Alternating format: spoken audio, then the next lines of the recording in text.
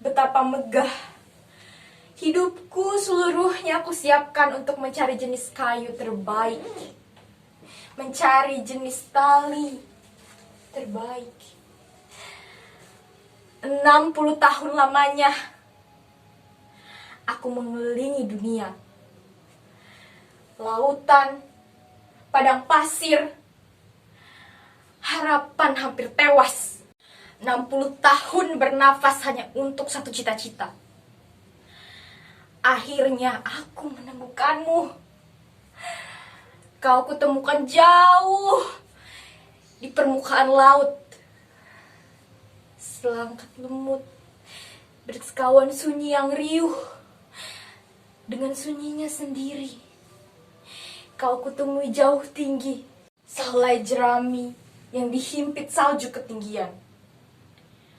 Bosan dengan putih dan ketinggiannya. Kau siap? Kini kau bisa memulai faedahmu. Masuk pemuda bertampang liar, letih dan menenteng mitra liur. Ia kaget melihat tiang gantungan dan orang yang berdiri tenang di sampingnya.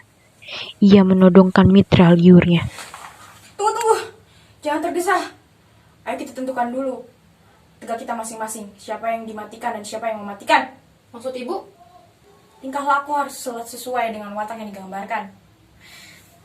Sifat lahir dan sifat batin harus sesuai agar tercapai kesatuan waktu, kesatuan ruang, dan kesatuan laku. Ibu ingin bunuh saya? Siapa yang membunuh siapa? Ibu ingin bunuh saya. Saya? Hendak membunuh kau? Ya, ibu ingin bunuh saya. Dengan apa? Dengan alasan apa? Tanya yang bukan tanya. Bila tamat berarti mati. Apa yang terjadi sesudah mati? Tentu tak apa-apa. Karena mati adalah kehadiran mutlak. Mutlak. Alangkah simpelnya menganggap mati sebagai mutlak. Kata siapa? Yang setiap agama satu persatu mereka memperoleh asasi dan rumusnya maut sebagai awal mutlak.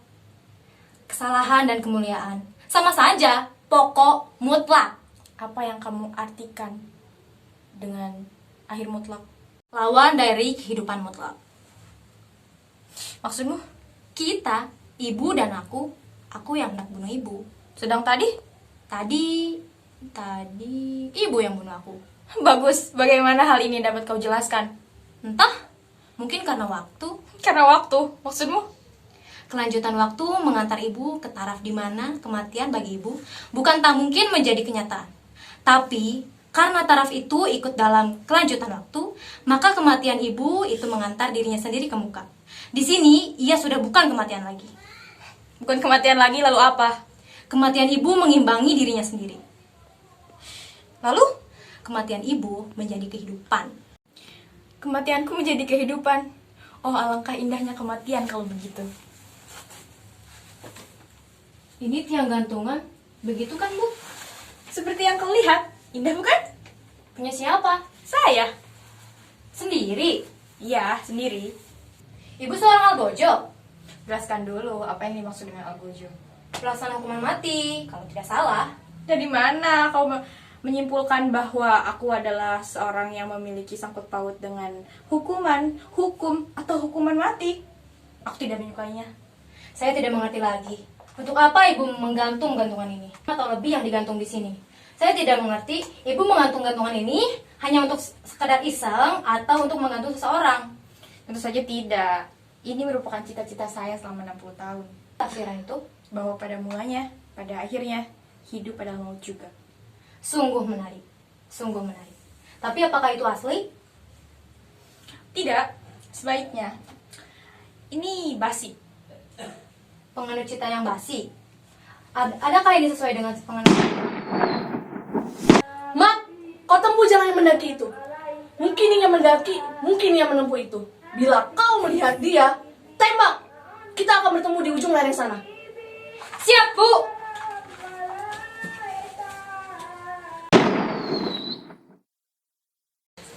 Nah, para pemuja batas ini sudah menyusul aku.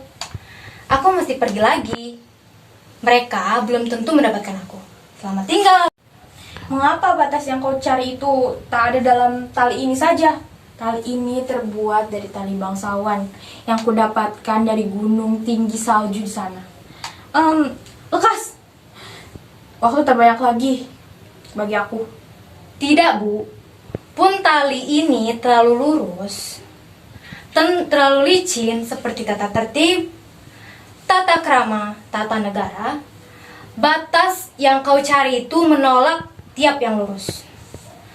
Yang licin, yang bagus, yang sopan. Menangis Algojoku. Ingat, tingkah laku harus sesuai Dengan watak yang ingin dilukiskan. bagus. Bagus. Buat apa menangis? Ayo berpestalah. Berhari bersarlah, rayakan keberangkatan suatu watak ke kerajaannya. Kerajaan tiada batas. Ya, berpesta besar.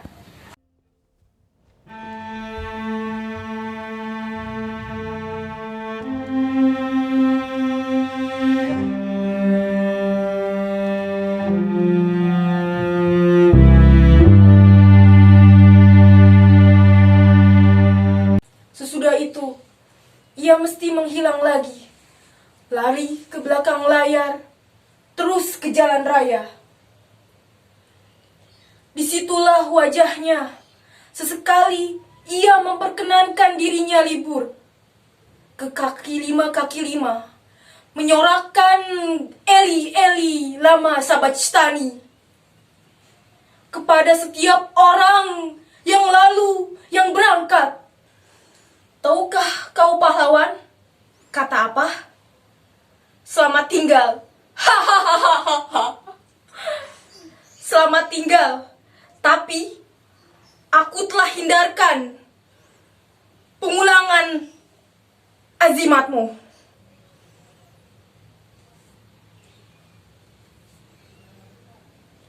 Tangan dan jari-jari yang kau bikin kasar bentuknya dengan kesibukan mengejar dan mencabut nyawa ini. Tidak perlu kau siksa lebih lama lagi dengan memegang kalam untuk menuliskan selamat tinggal. Hahaha. Aku telah muncul di panggung. Berangkatmu dari bumi adalah berangkat tanpa selamat tinggal. Berangkat yang humanitis, psikologis, sosial, sosiologis, pedagogis, dan ekonomis. Berangkat yang prosais, puitis, liris, dan ritmis.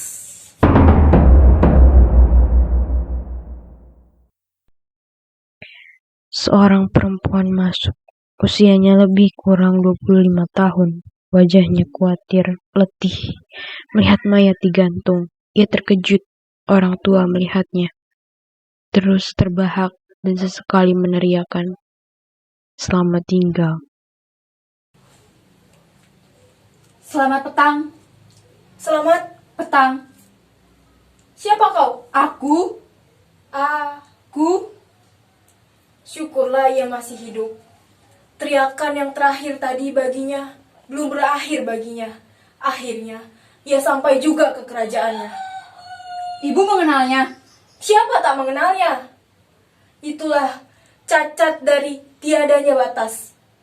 Garis yang membulatkan diri kita tak ada. Kita hanya lubang saja di udara. Bila ia singgah di sini, Di mana ia tak singgah? Lantas, lubang ada di segala, ada di tiada. Baginya tidak ada perairan teritorial. Ia dapat berlabuh di mana saja. Yang penting baginya adalah singgah. Itu pengertian gaib antara tiba dan berangkat. bila ia berangkat dari sini, Berangkat dari mana? berangkat dari sini. Bila ia singgah di sini, Pada saat ia berangkat lagi. bila ia berangkat dari sini, Pada saat ia hendak pergi. ia baru saja dari sini. Baunya masih mengendap di sini. Bagaimana rupanya kini, Bu? Kuruskah? Gemukkah? Masih utuhkah tubuhnya? Belum pincang? tuli, buta. Adakah tai lalat di... Ia baru saja dari sini, baunya masih mengendap di sini. Bagaimana kini rupanya, Bu? Kuruskah? Gemukkah? Masih utuhkah tubuhnya? Belum pincang, tuli, buta. Masih adakah tai lalat di atas keningnya sebelah kiri? Tai lalat sebesar biji delima, tai lalat yang menjadi sandaran bibirku di kala rindu. Dari balik mana bulan bujur sangkar itu terbit, tapi kini kebun belakang rumahku habis diinjak-injak oleh babi hutan yang berturunan dari pegunungan. Delima mereka habis injak-injak, bijinya berserakan. Bulan bujur sangkar tak terbit lagi. Harus kemana bibirku kesandarkan? Kemari. Ia datang ke sini untuk apa? Melakukan kewajibannya. Bagus. Bagaimana yakini? Mati digantung. Bagus. Apa kesimpulannya? Melakukan kewajiban bukan berarti digantung. Bagus, bagus. Adakah penolakan terhadap kesejahteraan itu? Berarti ibu menganut kepura-puraan. Persetan sofisme. Pahlawan kita ini harusnya berterima kasih padaku, karena ia telah kubebaskan dari peranan yang pelik, yakni mempunyai kewajiban. Kewajiban yang membuat kita terlalu sadar akan diri sendiri. Tapi mengapa? Hahaha, aku hampir lupa. Sebaliknya, Tidak. Hingga kini, anarki hanya dapat mempertahankan dirinya lewat rasa tak puas, lapar, rapat-rapat rahasia, sabotase, peledakan-peledakan bom waktu, dan penyebaran pamflet-pamflet palsu. Penghadapan wajah ke bawah tanah inilah yang senantiasa tak dapat kusetujui. Bagaimana bahagia di atas tanah dapat diperjuangkan? Di bawah tanah, tidak. Bahagia adalah juga masalah sinar matahari. Masalah harmoni. ibu klasikus juga. Karena harmoni yang kukatakan itu, aku bahkan terus bertarung melawan klasikisme. Aku ingin memancungnya bila dia kutemui. Mengapa? Karena ia memperkenankan dirinya menciptakan pada manusia kini rasa asing terhadap dirinya sendiri. Masa kita ini adalah masa yang justru mengabdi kepada yang serba tak harmonis, disharmonis. Demikian ibadah zaman baru. Lihat saja seni, musik modern, sastra modern, drama modern. Ibu seorang modernisme juga. Tidak. Modernisme juga cuma satu istilah saja. Apakah kalau begitu ibu paham? Ketiadanamaan yang menggantung sinonimismenya pada gantungan. Siapa itu? Harmoni. Menyatakan dirinya lewat siapa? Mengapa? Modernisme juga cuma salah satu istilah saja. Apakah kalau begitu ibu paham? Ketiadanamaan yang mencoba sinonimnya pada gantungan. Suara-suara rimba, tanda petang menjelang. Agak dekat, alunan serunai memainkan sebuah lagu rakyat yang sangsai. Sesekali serunainya itu berhenti, lalu terdengar suara gembala kecil 15 tahun umurnya, menyeru-nyerukan dombanya agar tidak terlalu jauh. Siapa itu? Harmoni. Menyatakan dirinya lewat siapa? Seorang gembala cilik. Tiap hari ia ke lereng gunung. Ia menjaga domba-dombanya. Anak haram jadah. Maksud ibu? Terlalu damai, Maksud ibu? tanpa konflik.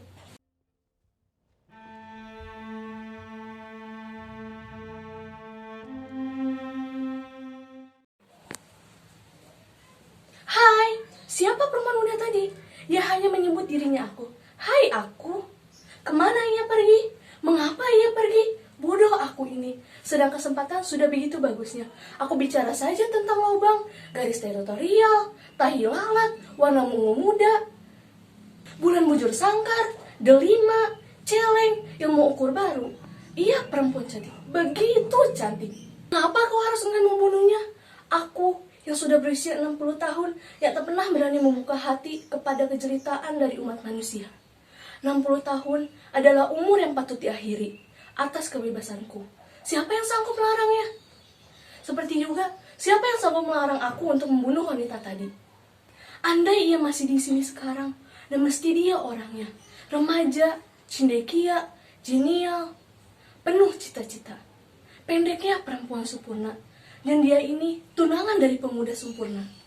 Tampan, gagah, jujur, berani, berperadaban rohani yang tinggi, suka malam sunyi dengan gonggongan anjing di kejauhan, suka melihat bintang-bintang, suka puisi, suka drama, suka segala hal yang indah.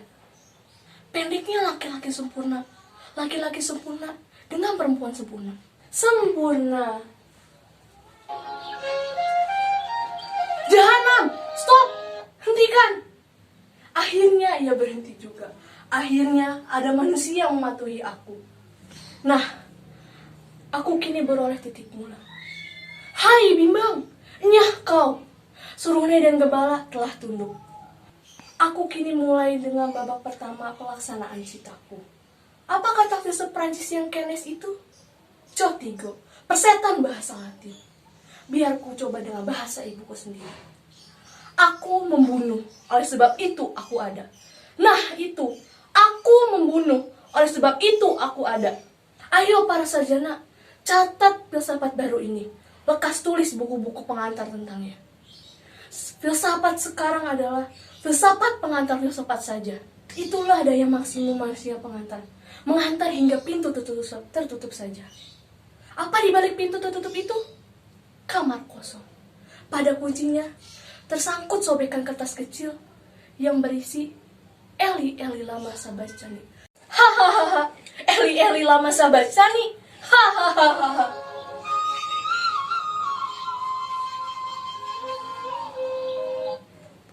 Ada apa, Nak? Ada prajurit, banyak prajurit mengusung sebuah mayat. Mayat? Mayat siapa? Seorang laki-laki. Pemuda. Pakaiannya macan loreng, tahi lalat atas sebelah kiri, warna ungu tua. Di mana ia sekarang? Di sana. Beristirahat. Bukan. Menurunkan mayat lain dari atas pohon. Mayat lain? Mayat siapa? Seorang perempuan yang menggantungkan dirinya di atas pohon. Bagaimana rupanya? Ia telanjang. Telanjang. Bajunya dirobek-robek menjadi tali gantungannya. Apakah ia masih gadis? Mana? Mana? Mana?